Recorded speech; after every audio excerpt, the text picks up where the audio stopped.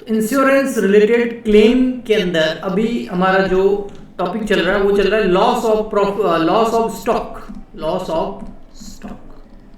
और last lectures के अंदर हमने लॉस ऑफ स्टॉक निकालना सीखा। आज के केस में भी हम लॉस ऑफ स्टॉक का प्रैक्टिकल क्वेश्चन करेंगे, बट यहां पर एक नया कॉन्सेप्ट और आता है, पहले हम उसको सीखेंगे। उस कॉन्सेप्ट का नाम है एवरेज क्लॉज। इंश्योरेंस कंपनीज जो होती है वो जब हम इंश्योरेंस कराते हैं, loss of stock in case of fire insurance है ना, फायर इंश्योरेंस वाला कर रहे हैं, तो जब भी हम फायर इंश्योरेंस कराते हैं तो वहां पर जो इंश्योरेंस कंपनी है वो एवरेज क्लोज नाम का एक टॉपिक जो है वो जरूर डालती है, ऐसी टर्म्स एंड कंडीशन जरूर डालती है एवरेज क्लोज नाम की। इसको हिंदी में औसत धारा बोलते हैं, औसत धारा। अब कौन सी धारा है, क्या है एवरेज क्लोज, आइए पहले हम उसको सीखेंगे, फिर हम आगे करेंगे। ओके, तो चलिए एवरेज क्लोज क्या होता है। एवरेज क्लोज ये होता है कि कई बार क्या करते हैं लोग, अधिकतर है ना, जुगाड़, इंडिया में जुगाड़ तो बहुत चलता है, तो कुछ जुगाड़ू लोग क्या करते हैं, जो उनके गोडाउन के अंदर स्टॉक पड़ा है उसका इंश्योरेंस करा देते हैं, भाई वो आग से नष्ट ना हो जाए, आग से जल ना जाए, डिस्ट्रॉय ना हो जाए, तो स्टॉक के लिए वो इंश्योरेंस करा देते हैं और इंश्योरेंस कंपनी को बताते हैं कि भाई हमारे पास 1 लाख रुपए का स्टॉक पड़ा है, तो वो 1 लाख रुपए के स्टॉक का क्या करा देते हैं, इंश्योरेंस। कि अगर आग से 1 लाख रुपए का स्टॉक है और अगर वो आग से जल जाता है, डिस्ट्रॉय हो जाता है, तो इंश्योरेंस कंपनी उसका कंपनसेशन देगी, क्षतिपूर्ति करेगी। और वो करते क्या है कि स्टॉक के अंदर सामान रख दिया, मान लेते हैं 1,50,000 रुपए का।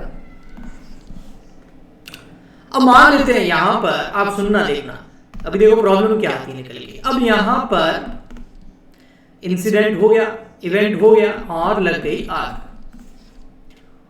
आग लगने की वजह से टोटल स्टॉक जो लॉस हुआ या टोटल स्टॉक जो जल गया, लॉस बाय जो फायर हुआ, वो होगा फॉर एग्जांपल के लिए 80,000 रुपीज के स्टॉक का।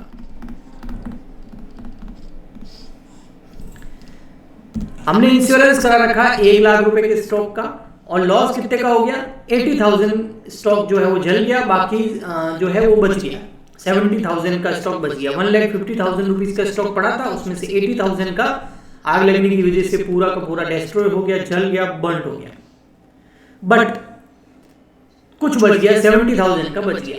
अब मुझे ये बताइए, क्या इंश्योरेंस कंपनी कितने रुपए देगी? क्या 80,000 पूरे देगी? क्या 80,000 रुपीज पूरे इंश्योरेंस कंपनी देगी? क्योंकि हमने इंश्योरेंस कितने रुपए का करा रखा है, हमने यहाँ पर इंश्योरेंस करा रखा है 1 लाख रुपए का, तो 1 लाख रुपए तक का अगर नुकसान होता है तो इंश्योरेंस कंपनी देगी ना। बट यहां आता है नो, नहीं देगी 1 लाख रुपए, क्योंकि इंश्योरेंस कंपनी का मानना है कि अगर आपने 1 लाख रुपए के स्टॉक का इंश्योरेंस कराया है ना, तो स्टॉक के अंदर माल भी 1 लाख का ही रखो भैया। क्यों? क्योंकि ये जो अब देखना है यहां पर, ये जो 1,50,000 का स्टॉक था ना, उसमें से लॉस बाय फायर कितना हो गया, लॉस बाय फायर 80,000 तो क्या ये 80,000 पूरा का पूरा वही है, वही जल गया है जिसका इंश्योरेंस कराया हुआ था? हो सकता है इसमें से कुछ ऐसा गुड्स में भी आग लग गई हो जिसका इंश्योरेंस नहीं कराया हुआ था। दोनों तरह का गुड्स जल सकता है ना, क्योंकि यहां पर स्टोर के अंदर आपके पास 2 तरह का गुड्स अवेलेबल है, एक है इंश्योर्ड और एक है नॉट इंश्योर्ड। इंश्योर्ड कितना है, 1 लाख का, और ऐसा कौन सा जो इंश्योर्ड नहीं है वो कितना है, 50,000 का। तो 80,000 का जो जला है वो क्या फिर यही जला है क्या, जो जिसका इंश्योरेंस कराया हुआ है बस उसको ही आग लगनी थी, जिसका इंश्योरेंस नहीं कराया उसको आग नहीं लगेगी क्या? बात तो जेन्युइन सी है। इसका मतलब कुछ ऐसा गुड्स जला होगा जिसका इंश्योरेंस कराया हुआ है, कुछ ऐसा जला होगा जिसका इंश्योरेंस नहीं कराया हुआ है। दोनों तरह के गुड्स के अंदर आग लग सकती है। जो बच गया है वो भी कुछ ऐसा होगा जिसका इंश्योरेंस कराया होगा, कुछ ऐसा होगा जिसका इंश्योरेंस नहीं कराया हुआ होगा।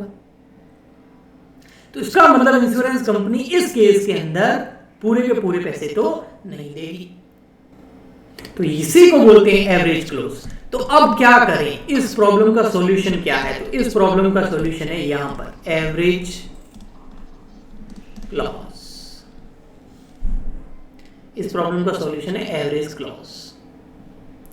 अब वो क्या है एवरेज क्लॉज? औसत धारा। ये बोलती है कि आप बताओ कि आपके यहां पर टोटल जो गुड्स रखा हुआ है वो कितना है। सर वो है 150। ओके 150, और आपने इंश्योरेंस कितने का करा रखा है? 1 लाख का। तो कितना परसेंट इंश्योरेंस करा रखा है आपने? तो 1,50,000 1 लाख का टोटल इंश्योरेंस करा रखा है, और गुड्स पड़ा है 1,50,000 का।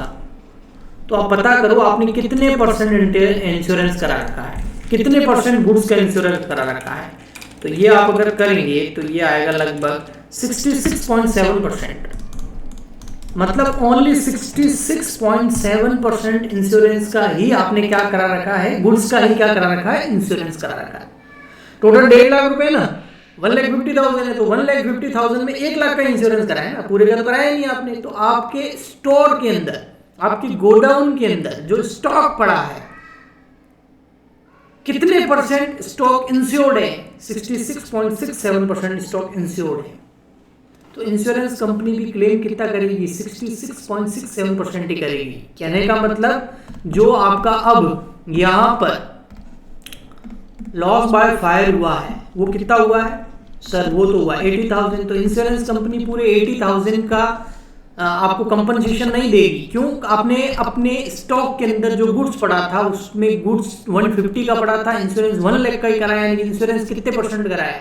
66.67% गुड्स का ही आपने इंश्योरेंस कराया है। तो आपका लॉस बाय फायर भी उतना ही माना जाएगा। तो ये कितना हो गया? 66.67%। तो ये हो गया लगभग 53,336 रुपीज। ये माना जाएगा जिसके लिए आप क्लेम कर सकते हैं। इतने के लिए आप क्या कर सकते हैं? क्लेम कर सकते हैं। कोई क्वेश्चन नहीं है इसी का, लेट मत आया अगर कोई कॉन्सेप्ट समझा रहा हूं मैं। बताइए आया समझ में एवरेज क्लॉज? फटाफट से रिप्लाई कर दो, हम सब भेज दो फटाफट से।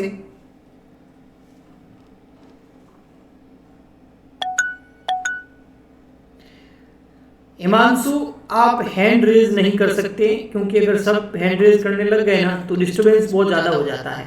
और हम बीकॉम पढ़ रहे हैं और इसके लिए थोड़ा सा हमने चैट वाला सेक्शन ऑन कर रखा है। ओके हाँ, सबका थम्स अप आ गया, मतलब सबको समझ में आ गया। ओके ठीक है। अब देखो बेटा, अब इसी चीज को मैं ऐसे भी तो सॉल्व कर सकता हूं ना, क्या परसेंटेज निकालना वगैरह निकालना, सीधा निकालो ना। सीधा कैसे?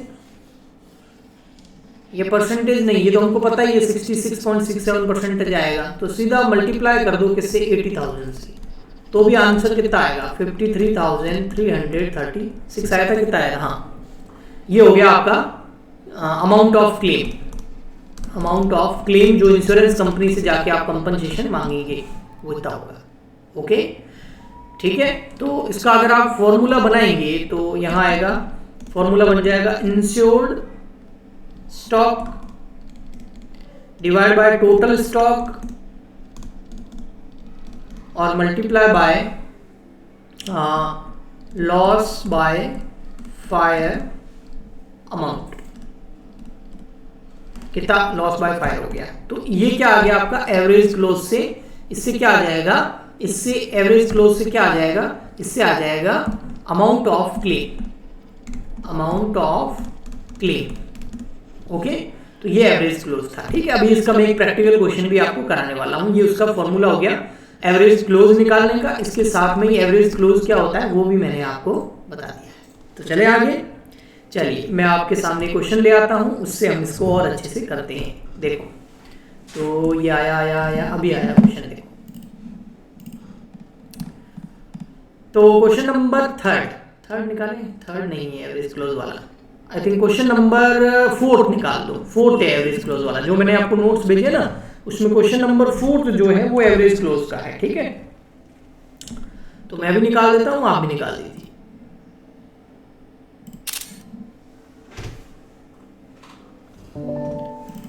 Only 2 minutes. ये बस आ गया, ये आया, देखो इसको थोड़ा इधर कर लेते हैं नीचे और फिर इसको जूम कर लेते हैं। ओके, ये क्वेश्चन है, ठीक है बेटा। चलिए इस क्वेश्चन को क्लोज पूरा मैं सॉल्व कराता हूं, क्योंकि इसमें इंश्योरेंस क्लोज वाली, एवरेज क्लोज वाली इसमें जो है कंडीशन डाली हुई है। ओके, चलिए पढ़ते हैं क्वेश्चन को। सबसे पहले, a trader had taken a fire insurance policy. एक ट्रेडर है, उसने फायर इंश्योरेंस पॉलिसी ले रखी है, बहुत बड़ी बात है, अच्छी बात है। कितने रुपए की? 30,000 रुपीज की। मतलब उसका इंश्योर्ड स्टॉक कितना है? 30,000 रुपीज। ओके, विच कंटेन्ड एवरेज क्लोज, और इसमें एवरेज क्लोज की कंडीशन डाली हुई है। ओके, अब फायर इन फेब 2018, फायर कब लग जाती है? फेब 2018। तो यहां पर डेट ऑफ फायर मैंने बताया था ना, सबसे पहले आपको क्या लिखनी है? डेट ऑफ फायर पता कर लीजिए। डेट ऑफ फायर है फेब 2018। तो ये कौन सा ईयर हो गया? अब यहां पर कैलेंडर ईयर ही चल रहा है, तो ये आपका ईयर 1 जनवरी 2018 को स्टार्ट हुआ है और 31 दिसंबर 2018 को खत्म होगा। बट बात ये है कि जैन और फेब 2 महीने ही काम चला था और आग लग गई, और अभी हम फेब में बैठे हैं। ओके, डेट ऑफ फायर पर, ठीक है। आगे आपको लिखा हुआ है goods valued 7,000 could be salvage, यानी कि कितना स्टॉक बचा लिया गया, आग लगी उस टाइम 7,000 रुपए का स्टॉक बचा लिया गया। Okay, with in the help of the following information extract from his accounts books prepare statement claim under insurance. आपको इंश्योरेंस का क्लेम कितना वो निकालना है। Assuming that there is a tradition, यहाँ पर एक ट्रेडिशन है। ट्रेडिशन समझते हो आप? ट्रेडिशन का मतलब आप एक समझ सकते हो, परंपरा है। In his business to account for stock 20% less than the cost. जो भी स्टॉक है वो 20% कम दिखा रखा है, यानी कि इसको हम बोल सकते हैं अंडर वैल्यूड है। क्या है? अंडर वैल्यूड है बेटा। जो भी स्टॉक दे रखे हैं वो सब अंडर वैल्यूड है, ठीक है। तो आइए अब यहाँ देखते हैं, बहुत सारा डेटा दे रखा है यहाँ पर। तो 2015 का भी दे रखा है, 16 का भी दे रखा है, 17 का भी दे रखा है, फिर 18 का दे रखा है। अब ये आप बताओ मेरे को, 3 पिछले सालों के हमको डेटा क्यों दे रखे होते हैं?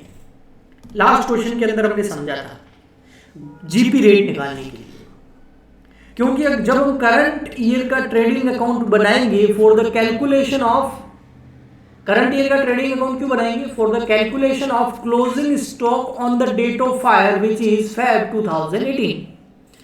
फरवरी 2018 के दिन का क्लोजिंग स्टॉक निकालने के लिए हमको 2018 का ट्रेडिंग अकाउंट बनाना पड़ेगा। और 2000 का ट्रेडिंग अकाउंट जब हम बनाएंगे तो उस टाइम हमको जीपी रेट की जरूरत पड़ेगी, क्योंकि क्लोजिंग स्टॉक बैलेंसिंग फिगर से आएगा, ग्रॉस प्रॉफिट बैलेंसिंग फिगर से नहीं आएगा। और जीपी रेट निकालने के लिए हमको पिछले साल के ट्रेडिंग अकाउंट बनाने पड़ेंगे, प्रीवियस ईयर के ट्रेडिंग अकाउंट बनाने पड़ेंगे। तो सबसे पहले हम पिछले साल के ट्रेडिंग अकाउंट बना देते हैं। 3 साल का डेटा दे रखा है, तो 3 साल का ट्रेडिंग अकाउंट बना के तीनों साल की जीपी रेट निकालनी पड़ेगी। वो क्यों, वो भी बताऊंगा मैं आपको। तो चलिए सबसे पहले हम ट्रेडिंग अकाउंट बनाते हैं लास्ट 3 ईयर्स के। ओके, तो यहाँ पर एक साथ ही बना देता हूँ, मल्टी कॉलमर है ना, एक साथ कई कॉलम वाला ट्रेडिंग अकाउंट।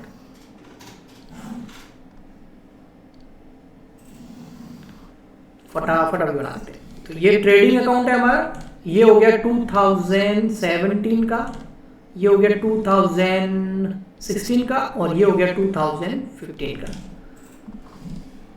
ये वही आपका 17, 16, 15, 18 का अलग बनाएंगे ना, प्रीवियस ईयर के ट्रेडिंग अकाउंट्स बना रहा हूं मैं आपको। तो यहां पर चलिए अपन इसका नामकरण कर देते हैं, trading account for the year end date. एक तो 15 है, एक 16 है और एक 17 है, तीनों साल का साथ में। क्रेडिट डेबिट, तो 15, 16, 17, 15, 16, 17। यहाँ आ जाएगा 2 ओपनिंग स्टॉक,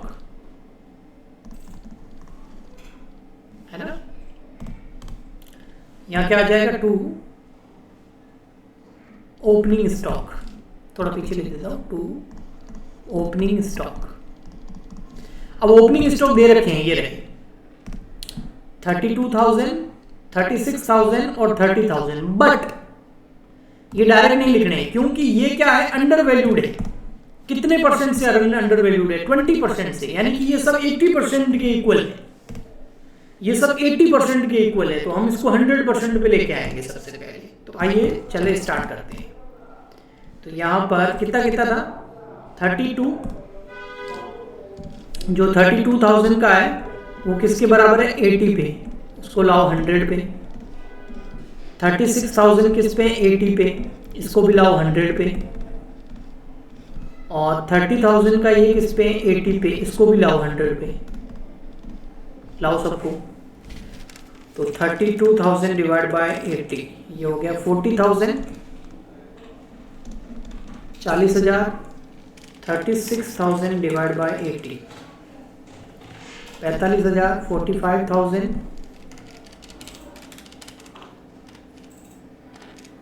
और ये 32 divide by 80 multiply by 100, 37,500। Okay, अब लिखिए परचेज, तो यहाँ लिख देते हैं परचेज, टू परचेज। हाँ, उसमें से परचेज रिटर्न लेस कर देना बेटा, है ना।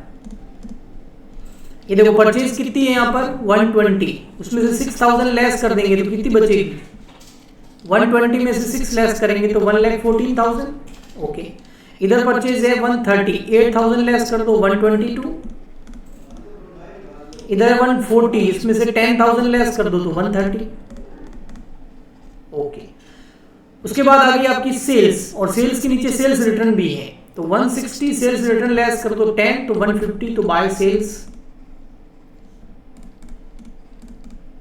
150।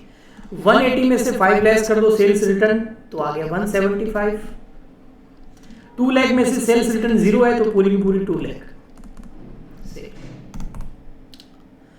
ओके, उसके बाद ये रखे हैं प्रोडक्टिव वेजेस है। प्रोडक्टिव वेजेस, प्रोडक्टिव एक्सपेंस क्या होते हैं, डायरेक्ट एक्सपेंस होते हैं, अनप्रोडक्टिव नहीं है बेटा, प्रोडक्टिव है।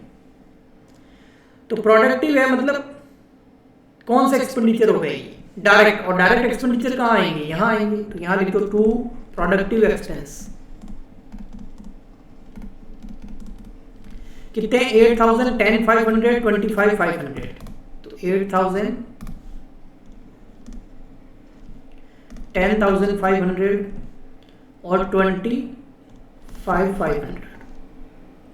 फिर यहां आ जाएगा टू ग्रॉस प्रॉफिट, वो बैलेंसिंग फिगर में आएगा, ग्रॉस प्रॉफिट बैलेंसिंग फिगर में आ जाएगा। ओके, बिल्कुल। फिर उसकी हेल्प से हम जीपी रेट भी निकाल देंगे, यानी ये एक्स्ट्रा है, कॉलम्स हटा देते हैं यहां तक। ओके, इसका मतलब यहां लिखना पड़ेगा अब हमको बाय क्लोजिंग स्टॉक। अब क्लोजिंग स्टॉक कहीं दिया हुआ नहीं है क्वेश्चन में, लेकिन एक ट्रिक दे रखी है, वो सोचने वाली बात है। वो क्या सोचने वाली बात है, ये 2015 का जो ओपनिंग स्टॉक है ना, अब सुनना, वर्ड्स पे ध्यान देना मेरे। प्रोडक्टिव एक्सपेंस वो एक्सपेंसेस होते हैं जो डायरेक्ट एक्सपेंसेस होते हैं। अब कोई बोले सर डायरेक्ट एक्सपेंसेस क्या होते हैं, तो बेटा 11 12 में क्या किया था, फिर चलो मैं बता देता हूँ। डायरेक्ट एक्सपेंसेस वो एक्सपेंसेस होते हैं जो डायरेक्ट मैन्युफैक्चरिंग से रिलेटेड होते हैं, जो फैक्ट्री से रिलेटेड होते हैं, जो प्रोडक्शन से रिलेटेड होते हैं। ओके, ठीक, चलिए क्लोजिंग स्टॉक की बात कर रहे थे, वर्ड्स पे ध्यान देना। क्लोजिंग, ये जो 2015 का ओपनिंग स्टॉक है, ये कौन से ईयर का क्लोजिंग होगा, कोई मुझे आंसर दे सकता है? ये 2015 का जो ओपनिंग है, ये क्लोजिंग कौन से ईयर का होगा, 2014 का। वेरी गुड अल्फिया, क्या बात है, वेरी गुड फरहान, गंगा, वाह, सही है। ओके कृष्ण, वाह बेटा, इसकी भी हिंदी करेगा तू, तो हिंदी की भी हिंदी करना चाहता है। इसकी हिंदी होती है प्रत्यक्ष खर्चे, ठीक है, इतनी भी हिंदी नहीं चलती भाई अकाउंट के अंदर, है ना। प्रत्यक्ष खर्चे, प्रोडक्टिव मतलब उत्पादन के खर्चे, प्रोडक्टिव मतलब उत्पादन, उत्पादित।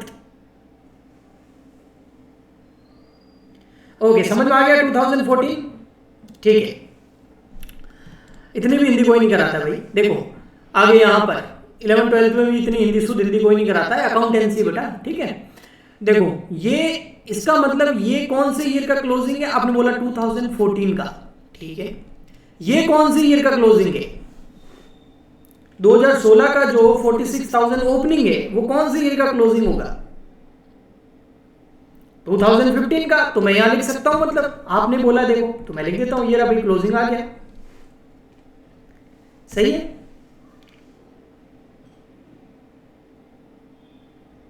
पहली बार वर्ड सुना है सर, अरे वाह। ओके हर्षित, मैं ट्राई करूंगा हिंदी भी पूरी साथ में बोलूं, ठीक है। अभी ये समझ में आया बेटा, इस पे कॉन्सेंट्रेट करो, वर्ड छोड़ो, वो तो गूगल करोगे तो ही मिल जाएगा आपको। ये कॉन्सेप्ट कौन समझाएगा ओपनिंग क्लोजिंग वाला? देखो अच्छा, इसका मतलब ये 37,500, ये 17 का ओपनिंग है, इसका मतलब ये कौन से साल का क्लोजिंग होगा? 16 का। तो यहां लिख दो 37,500। ओके, अब हमको चाहिए 2017 का closing.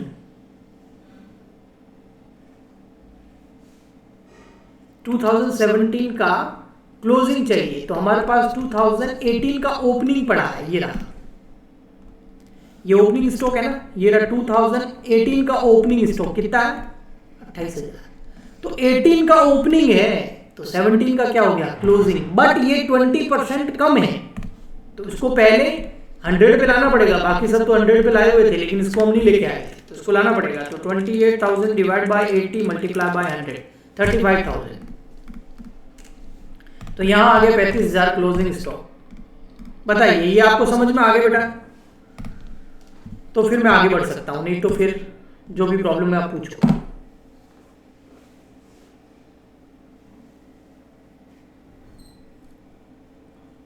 Yes sir, yes sir, okay, बढ़िया, ओके ओके, वेरी गुड।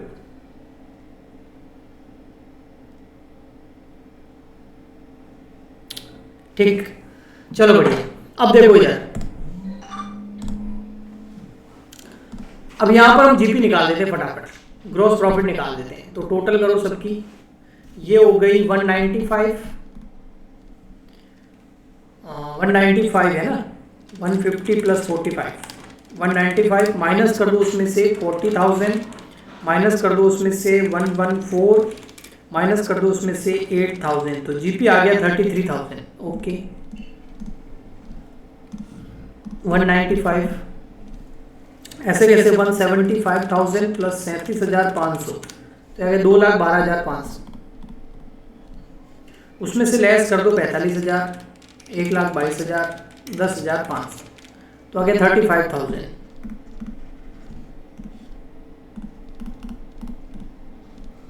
फिर आता है 2 लाख प्लस 35,000, तो 235,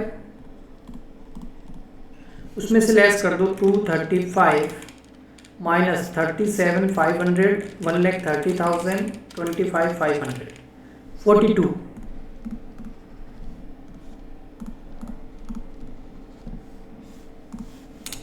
अब क्या निकाल देंगे हम? जीपी रेट, सबकी जीपी रेट निकालते हैं। देखो जीपी रेट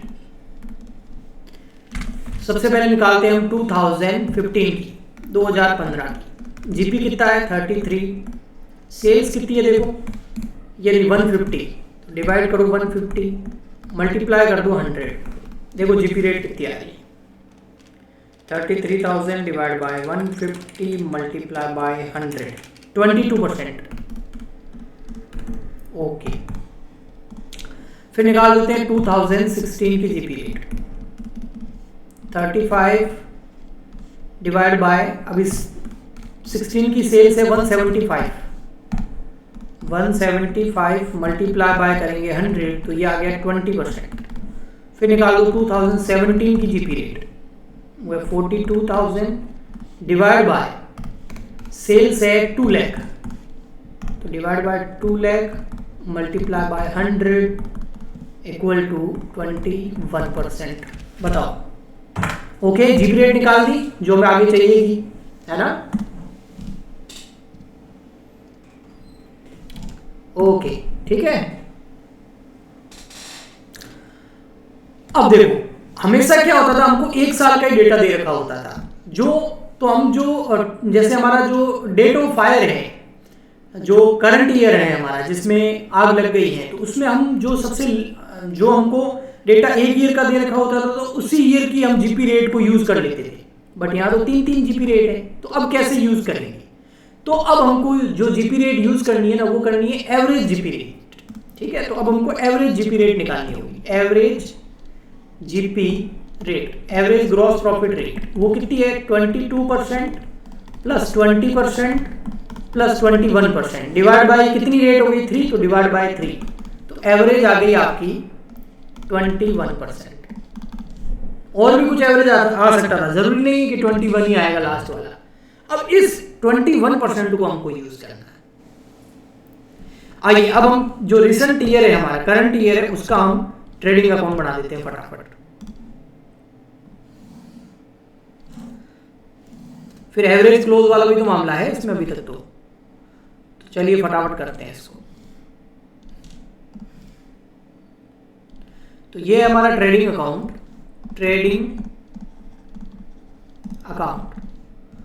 और ये कब से कब पीरियड का है? ये 1 जनवरी 2018 से लगाकर मान लेते हैं फेब में आग लगी है, तो 28 फेब मान लेते हैं, है ना। 2018 2 महीने का ट्रेडिंग अकाउंट है। ये डेबिट हो गया, ये क्रेडिट हो गया। यहाँ आ जाएगा to opening stock. Opening stock question में दे रखा हमको, ये रहा देखो कितना है। 2018 का ओपनिंग स्टॉक कितना था? 28,000, और उसको हमने जो अंडर वैल्यूड था उसको करेक्ट कर दिया था, तो 35,000। तो ओपनिंग स्टॉक कितना हो गया? 35,000। तो यहाँ हो गया 35,000। फिर देखो क्या फिर है, आपको क्या क्या दे रखा है, और फिर परचेज दे रखी है 13,000। परचेज रिटर्न कितनी है? नील। तो परचेज कितनी होगी? 13,000 रुपए की। तो आइए हम वहां पर परचेज कर लेते हैं 13,000 टू परचेज 13,000। ओके, फिर देखो और क्या है। फिर दे रखा आपको सेल्स है 16,000 की, और सेल्स रिटर्न कितना है? 1,000 का। तो सेल्स कितनी होगी? 15,000 की, 15,000। तो आइए सेल्स कर लेते हैं 15,000, 15,000। तो यहाँ बाय सेल्स 15,000। क्लोजिंग स्टॉक तो बैलेंसिंग फिगर में आएगा। क्लोजिंग स्टॉक मेन इसी को तो निकालने के लिए सब कर रहे हैं कि फेब में हमारे पास स्टॉक कितना था जो जल गया। ओके, और यहाँ आ जाएगा जीपी। अब ग्रोस प्रॉफिट रेट हमने अभी निकाली है, जो एवरेज वाली है, कितनी है? 21%। तो जीपी कितना है? 21%। सेल कितनी है? 15,000। तो 15,000 का 21% निकाल दो, तो आ जाएगी जीपी। तो 15,000 का 21% वो हो गया 3150। अब ये जीपी आ गया। अब यहाँ पर क्लोजिंग स्टॉक अपने आप बैलेंसिंग फिगर में आ जाएगा। तो 35 प्रोडक्टिव वेजेस थे क्या? यहाँ प्रोडक्टिव वेजेस है क्या? हाँ बिल्कुल है। प्रोडक्टिव एक्सपेंस है ना 3850, वो भी तो लिखने पड़ेंगे प्रोडक्टिव एक्सपेंस। तो यहाँ आएंगे टू प्रोडक्टिव एक्सपेंस 3850। हाँ, अब टोटल करते हैं। तो 35,000, 13,000, 3850 प्लस 3150, तो टोटल आ गई 55,000। सेल है 15 की, तो क्लोजिंग स्टॉक आगे बढ़ा 40,000 का balancing figure.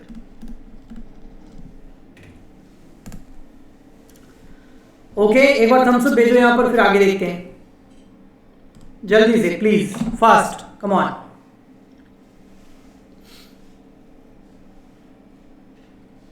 Okay, thank you. Yes, okay, Farani, Sita, Harsh, Purvika, Krishna, Mamta, चलो बढ़िया। अब देखो इधर, अब यहां पर एवरेज क्लोज है हमारे पास। स्टॉक कितना है? 40,000 का। स्टॉक कितना है? 40,000 का।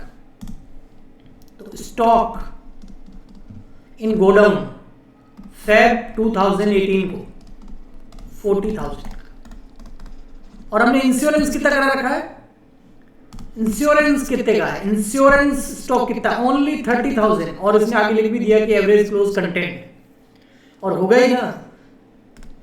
इंश्योरेंस कराया 30 का और अंदर माल भर के बैठे हो 40 का, तो सबका इंश्योरेंस थोड़ी मिलेगा भाई, परसेंटेज बेस पे मिलेगा ना। तो इंश्योर्ड स्टॉक 30,000। तो आइए एवरेज क्लोज निकाल देते हैं। एवरेज क्लोज का फॉर्मूला, एवरेज क्लोज से हम निकालेंगे लॉस या insurance claim, sorry insurance claim, insurance claim. तो उसका फॉर्मूला होता है भैया, सबसे पहले आपको जो टोटल इंश्योरेंस कराया वो कितने का, 30 का, तो 30,000, स्टॉक कितना है 40 का, और multiply by loss by fire, तो लॉस बाय फायर निकाल देते हैं, लॉस बाय फायर। वो कैसे आएगा, क्लोजिंग स्टॉक कितना है, स्टॉक है 40 का, लेस साल्वेज गुड्स ले लो, साल्वेज गुड्स कितना बचा लिया, तो देखो यहां पर ये रहा 7,000 रुपए का बचा लिया, बहुत मेहनत करी लेकिन 7,000 रुपए का गुड्स हम बचा पाए 7,000 का, तो यहां पर लेस कर दो 7,000, तो आ गया लॉस बाय फायर कितना, हाँ ये हो गया आपका 33, ओके। अब 33 को इधर मल्टीप्लाई कर दो लॉस बाय फायर, तो इंश्योरेंस क्लेम अमाउंट आ जाएगा आपका, तो 30,000 divide by 40 multiply by 33, 75% goods जो है वो इंश्योर्ड था, जिसकी वजह से क्लेम जो मिलेगा वो 24,750 रुपए का मिलेगा, इंश्योरेंस क्लेम यानी कि कंपनसेशन। और आपको लॉस कितना हुआ 33 का, लेकिन क्लेम कितना मिल रहा है, ये देखो दोनों चीजों को कंपेयर करो, लॉस हुआ 33 का, इंश्योरेंस कंपनसेशन कितना मिलेगा 24,750 का। ऐसा क्यों, क्योंकि बाकी का जो गुड्स जल गया है 24,000 के ऊपर वाला, वो सारा का सारा गुड्स अनइंश्योर्ड था, तो उसका क्लेम कंपनी देगी नहीं।